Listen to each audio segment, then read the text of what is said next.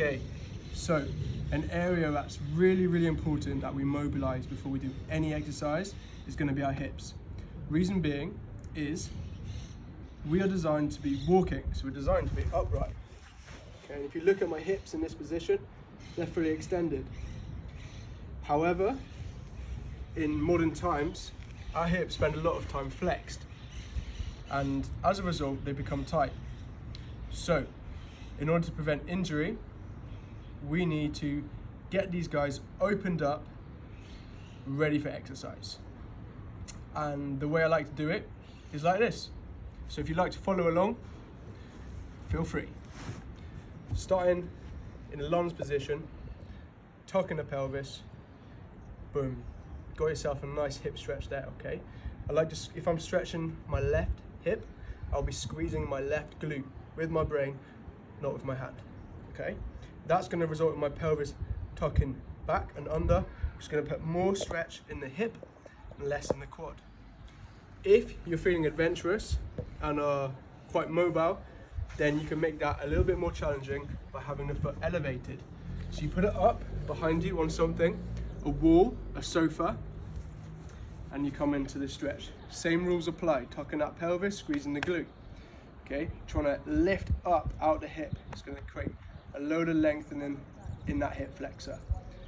Obviously, we've got to do this both sides. So after I've held that for about a minute, I'll then switch and get into the other side, okay? So same rule applies. Being aware, if you're rounding in this lower back, you're not taking a stretch in the hip. So we've got to tuck under, squeeze the glute, hip flexor stretch, boom. Hold for a minute. Next up, I like to go into a 90-90 position, okay? So, this one's nice and simple. You just got to check around. You want to have a 90-degree angle here, 90 here, 90 here. A 90-degree angle is a corner of a square. So that going back to GCSE maths. Okay, so firstly you're going to get up nice and tall, and then we're going to try and approach over the top of our knee, taking on almost like a 45-degree angle. Okay, coming up over the top. Being aware that it's so tempting to round the back in order to look like you're achieving the aim or bring your chest down towards your knee, but you're really not doing yourself any favors there. Okay, so stay nice and long in the spine, nice neutral spine. Okay, spend a bit of time over the knee, spend a bit of time coming over the ankle, okay, and then spend a bit of time coming back here. This one's quite dynamic. You're going to try keeping your knees pressed down to the floor at all times, okay? So in total, I'll spend a minute on this side doing those 3 different angles, and then simply switch it over.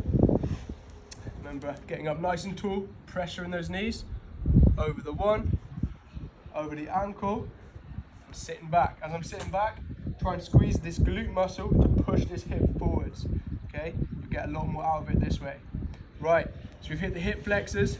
The 90-90 position hits all around our hips. It's a great one. Another key area is the adductors. These get really tight. Pop your right leg out to the side, put your hand on the floor. We're going to come forwards and backwards at all times, staying active in this leg. So I'm pushing this right foot into the floor and I'm gliding in and out. As I'm doing that, I'm feeling a pull on the inside here. Okay, so we're going to go in and out. Well, this is going to last a minute. And then, after your minute's up, switch it up. Same thing. Foot out, pressure in through the knee, squeezing this glute, putting that foot really hard into the floor, in and out. We don't necessarily need to do a load of movement here, as long as you've got everything nice and tight. So with the glute and pressure on the foot, the range of motion you need to go to is actually quite minimal. Okay, so we're doing that for a minute. Next, our last one is an elevated pigeon. I'm going to show you first just a floor-based pigeon, and then if you are feeling more advanced, we'll go into an elevated pigeon, okay? So the floor-based pigeon, quite simply, you got your leg underneath you here. This can be as far out as like a 180-degree angle.